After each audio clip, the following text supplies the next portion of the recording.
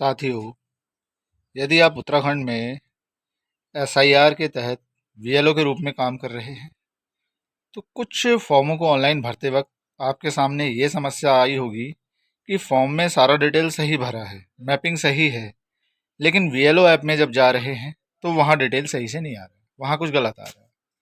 तो ऐसी स्थिति अगर आपके सामने आ रही है तो ये वीडियो आपके लिए काफ़ी उपयोगी होगा। नमस्कार साथियों, स्वागत है आपका इस वीडियो में। हमारे पास देखो, एक मतदाता का फॉर्म है ये। इसमें इनकी मैपिंग प्रयोजनी के रूप में इनके फादर के साथ की गई है। सारा डिटेल भरा है, इनका डिटेल भी भरा है, साइन भी है, सब कुछ है, सब ओके है। लेकिन इसको जब वीएलओ ऐप में देख रहे हैं तो वहाँ ये डिटेल मैच नहीं हो रही है। चलते हैं एक बार वीएलओ ऐप की तरफ, देखते हैं कैसा क्या है। वीएलओ ऐप देखो इस तरह से दिखेगा, इसका होम पेज।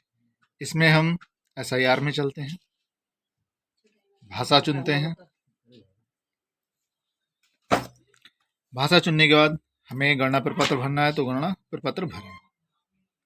अब यहाँ हम या तो सीरियल से ढूंढें या टाइप करें। हम क्या करते हैं, क्यूआर कोड को स्कैन कर लेते हैं।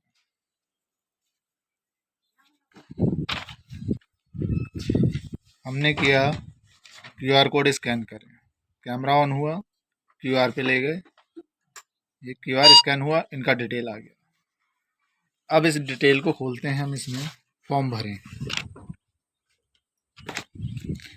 फॉर्म भरे में देखो इनका डिटेल आ रहा है, लेकिन दे रहा है कुल मिले रिकॉर्ड 2। अब ये जो 2 रिकॉर्ड हैं, इनमें से कौन सा इनका है? इनमें से कोई भी इनका डिटेल नहीं है, ना तो ये वाला और ना ही ये वाला। ऐसी स्थिति में अब इनका फॉर्म ऑनलाइन कैसे भरेंगे? तो हमारे पास देखो बगल में दिख रहा है खोजें। चलते हैं खोजें पे। खोजे पे करने के बाद अब अगर ये स्वयं मतदाता रहे हैं 2003 में तो हम पहला ऑप्शन सेलेक्ट करेंगे, लेकिन ये स्वयं नहीं थे। जब रिलेटिव इनके हैं तो हम दूसरा सेलेक्ट करेंगे। हमने दूसरा सेलेक्ट कर दिया। अब हमें यहाँ 2 ऑप्शन दिख रहे हैं, स्थान परिवार द्वारा खोजें या ऐसी भाग क्रम संख्या द्वारा खींचें। तो हम भाग क्रम संख्या द्वारा खोजेंगे, क्योंकि स्थान परिवार से खोजेंगे तो बाद में ये रिश्तेदार का नाम पूछेगा और नाम क्या पता कैसा लिखा है, वहाँ कुछ एरर आ सकती है। इस पर क्लिक कर लेते हैं। अब राज्य चुने, राज्य हमारा सिलेक्ट हो गया। राज्य के बाद नीचे जिला, तो इनके फॉर्म में प्रयोजनी के तौर पर जो जिला दिया है हम वो जिला चुनेंगे। इनका वर्तमान जिला नहीं है, प्रयोजनी वाला जिला। उसके बाद विधानसभा क्षेत्र प्रयोजनी वाला, विधानसभा क्षेत्र जो है वो हमने सेलेक्ट कर दिया। इसके बाद भाग संख्या, प्रयोजनी वाला भाग संख्या, वर्तमान नहीं। जो भाग संख्या इनका है वो हमने सेलेक्ट कर दिया। अब क्रमांक पूछ रहा है, तो प्रयोजनी वाला क्रमांक यानी इनके रिश्तेदार वाला वो हमें लिखना है अपने हाथ से। क्रमांक हमने लिख दिया। अब खोज विवरण पे क्लिक कर दो। कीबोर्ड को नीचे करते हैं, ये आ गया खोज विवरण। ये इनके रिलेटिव का पूरा डिटेल आ गया। अब इनका सही मैपिंग हो रहा है, हमने सत्यापित कर दिया। अब सत्यापित करने पर ऊपर देखो इनका डिटेल आ गया। ये 2003 की मैपिंग वाला है सारा, जो अभी अभी हमने मैप किया, जो इनके फॉर्म में लिखा था 2003 की मैपिंग वाला। नीचे रिलेटिव, जो रिलेटिव हैं वो सेलेक्ट कर दो। जन्म तिथि सही लिखी आ रही है, ठीक है, नहीं आ रही है तो हम चेंज कर लेते हैं। आधार संख्या लिख लेते हैं।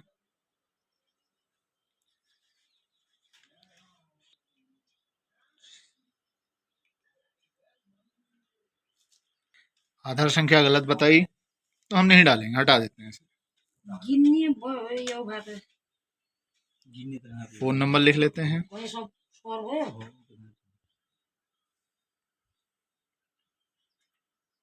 रजिस्ट्रार अभिभावक का नाम यहाँ हम लिख देते हैं, इनके पिताजी का नाम।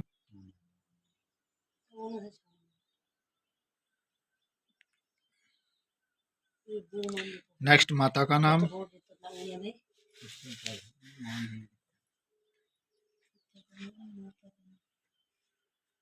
क्या तो रोज फंगेगी गली में। नेक्स्ट पति पत्नी का नाम। तो इनका पति का नाम इंग्लिश में लिखा है, हम फॉर्म हिंदी में भर रहे हैं। चाहो तो ऐसे ही रहने दो, कोई दिक्कत नहीं है, लेकिन हम सारा हिंदी कर रहे हैं तो हिंदी में ही कर देते हैं।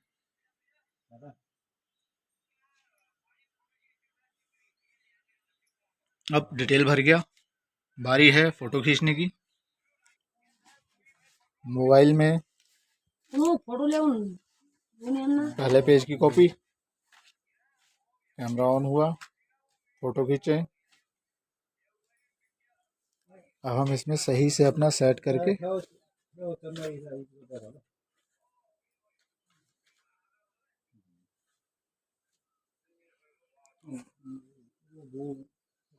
फोटो खिंच गया,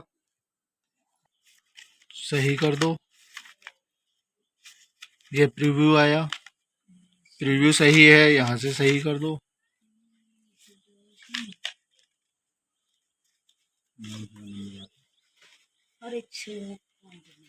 अगर ये फोटो सही से नहीं आया तो ये रेड क्रॉस पे क्लिक करके हटा के दोबारा क्लिक कर लो।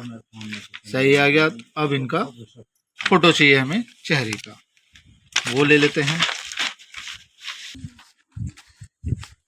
चेहरे के फोटो के लिए हमने फोटो अपलोड क्लिक करें, इस पर क्लिक किया। बैक कैमरा से लेंगे क्योंकि फ्रंट से सही नहीं आएगा। बैक कैमरा सेलेक्ट कर लिया। अब इस बॉक्स के अंदर इनका चेहरा रखना है और फोटो अपने आप खींचेगा ऑटोमेटिक। चेहरा आते ही अपने आप कैप्चर कर लेगा।